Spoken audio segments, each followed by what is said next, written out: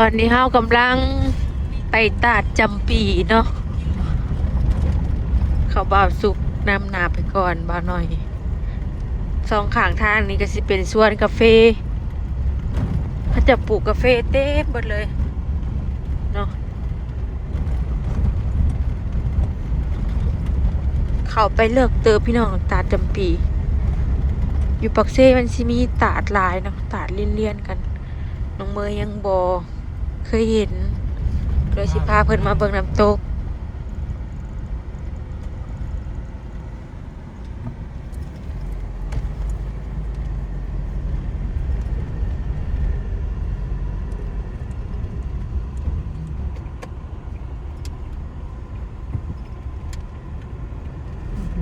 ไก่เติบเนาะ ตอนนี้เรามาหอดน้ำตกแล้วจ้า นี่แหละคนพาเขาเที่ยวสาวตีบบ่าวซุกบ่าวน้อยพี่น้องแล้วก็บ่าวอันนะช่วงละบ่ สบายดีจ้ะพี่น้อง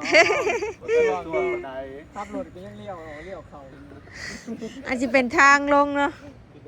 ทางลงตาดจำปีพี่ได้ระวังพัดลื่นเด้อถ้าลงพร้อมกันเมื่อแปดป้าเลยนี่แหละเมยสิเห็นนั่นน้ำตกกับเมื่อนี่แหละสองอำลายข่าวของน้ำเห็นมาจากบ่เคยมาก็เลยพามาจนเพราะว่าตอนนั้นมันเคยไปแล้วเนาะไปไล่เทื่อแล้วอันยังบ่เคยมา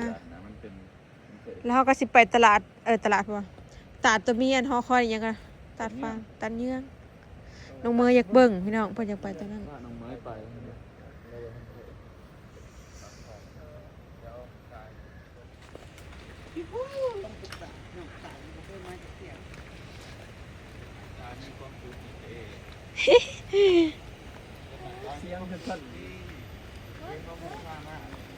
พี่เนนระวังลื่นรอหนูก่อนหนูจะพาลง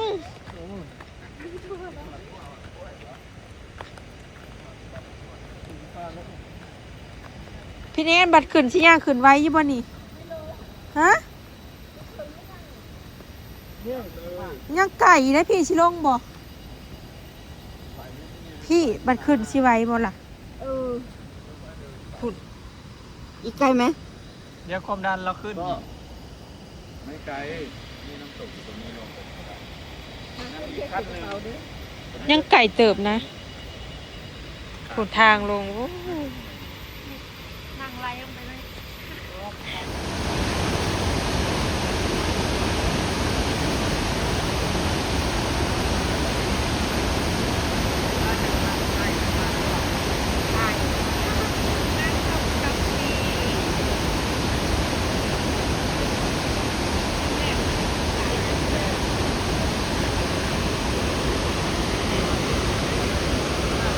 เย็นเย็นเด้อากาศนะเนาะตัดจำปี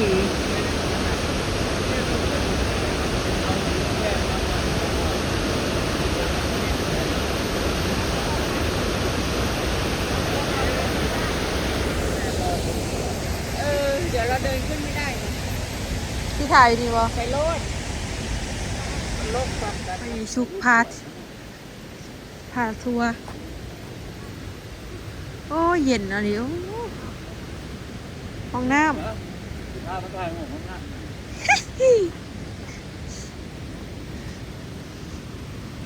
ตื่นเต้นพี่น้องตาตัวยังบ่เคยมามีห้องน้ำโอ้เย็นขนาดน้ำใสเนาะคันทำมายามแรงน้ำก็สิใสกว่านี้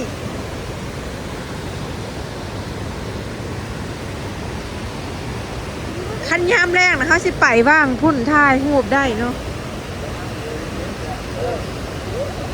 เฮ้ยระวังนะ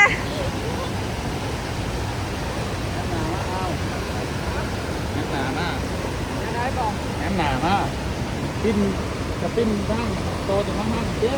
อ้วยคางเออขัดหนาวแล้วผมเป็นโอ้นี่คือมานั่งคิดเบ็ดนี่เนาะนั่งดีๆกับ นั่งขากระสันน้ำได้เลยนะขากระสันน้ำเป็นยอด หน้ามีว่ามึงเดี๋ยวนี่บ้าอ้อยมึงมีหน้า อุ้ยอายมันคัก วู้คักอะไรเนาะ 1 2 3 ไปนั่งเมียจะไปนั่งว่าไปทานคู่กันว่า บ้า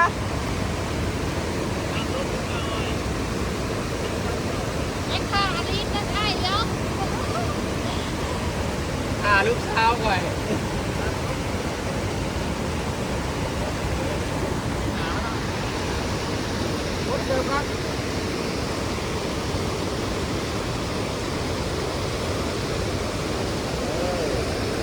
ยามแดงน้ำก็สิใช้ก็นี่ รู้เกียรตินะ นั่งดีๆด้วยตรงจุงอยู่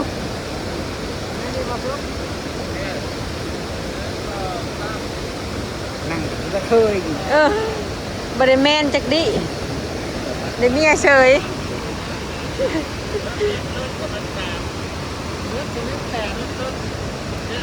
ระวังเด้อบริไล่คุบเอาได้นี่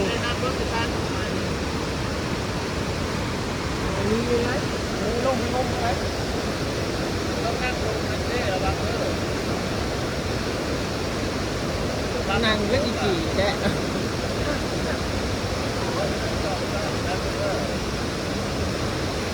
แอคชั่น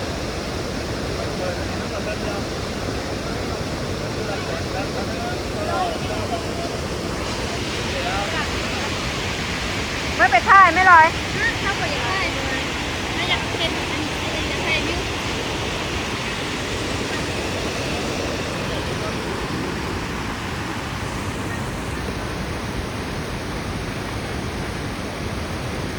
น้ำมันแห้งแล้วเข้าไปบ่ได้พี่น้องปกติน่ะ มันสิมีแนวใต้แล้วเขาสิไปถ่ายรูปอยู่วางนั่นน่ะงามเนาะมันสิมีขัวแต่ว่าอันนี้มันเป็นยามฝนน้ำมันหลาย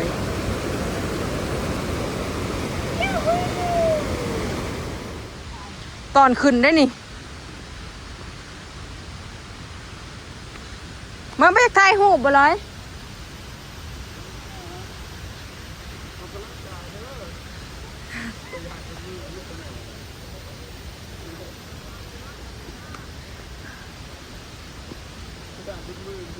ได้พาน้องเมย์ไปน้ำตกอีกน้ำตกหนึ่งเนาะ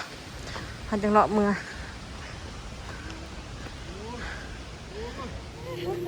สติพาทัวร์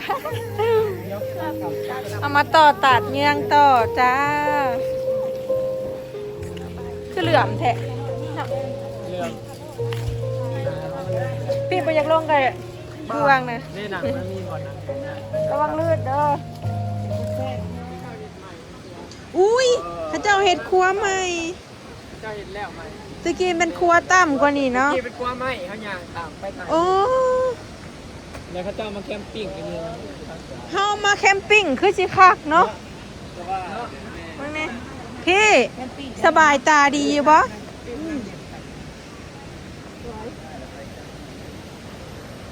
ไม้งามมาดีไม้ไปแม่ชิทายหัวไผ่บ้างเอากระทายไว้เบิ้งเนาะ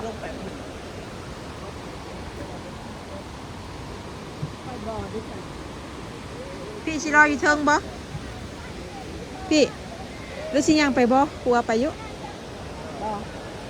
เบิ้งอยู่เทิงบ่ถ่ายดีเด้อ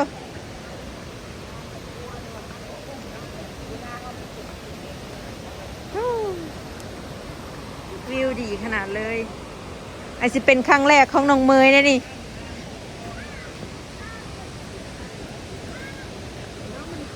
คนก็หลายนักท่องเที่ยวหลายมันเป็นวันถิดในมือนี้เนาะมันเป็นวันหยุดวันพักพาลูกเขาจะมาคิดฮอดลูกข่อยเด้ เขาเชื่อว่าความตาย คนไทยก็มาหลายพี่น้อง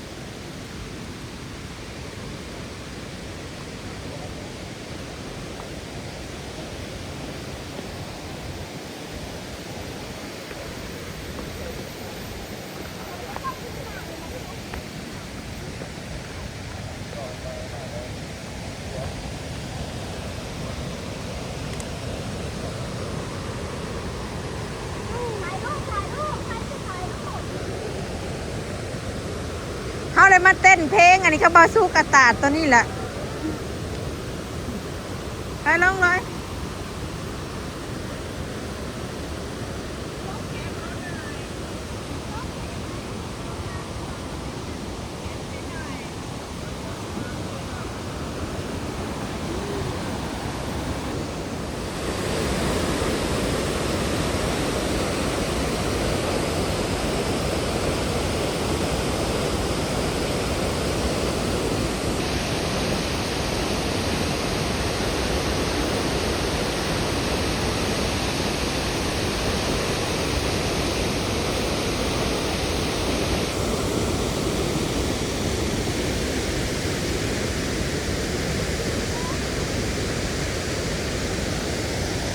บรรยากาศแบบบ่อยากให้เว้าเลยสุดๆเลย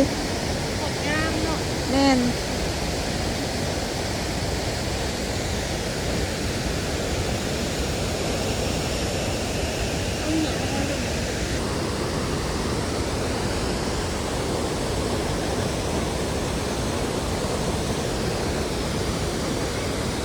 มันมีข้าวล่องเฮือนำใด ไม่มีนะ มีไก่พายางป่า มีลงมาบนคนร้ายหลายนักท่องเที่ยวหลายนี่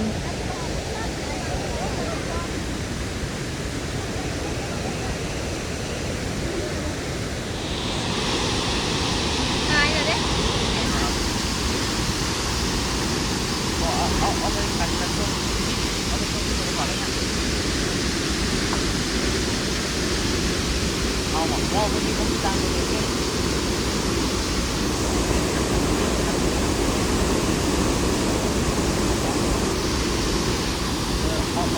ไม่เข้าไปแม่ชิทายหัวใหม่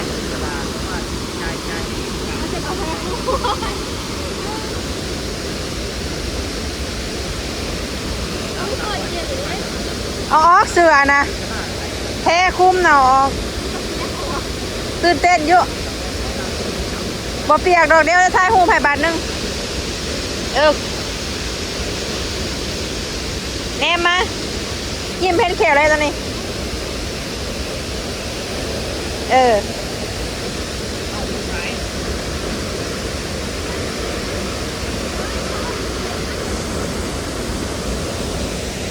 เขาสิลงไปพุ่นเด้อ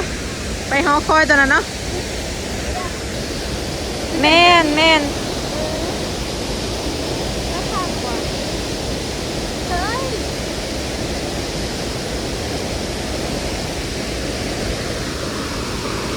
งามเนาะ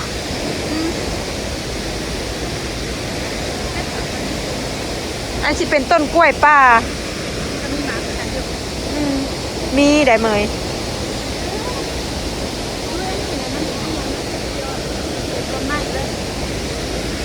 งามมาแสดงก็งามอันสิเป็นตัดเยืองเนาะตัดเยืองปะ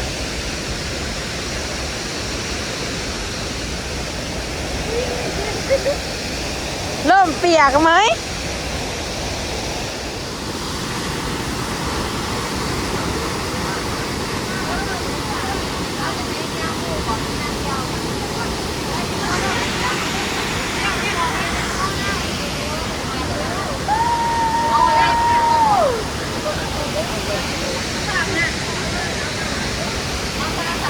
เย็นอากาศนะบ้างเอาวิดีโอก่อนอายนั่งเป็นผ้าจะเปียกเบิดด้วยนะ ไม่ทำมันย่อย โอ้น้ำจะย่อยใช่ค่ะคุณน่ะ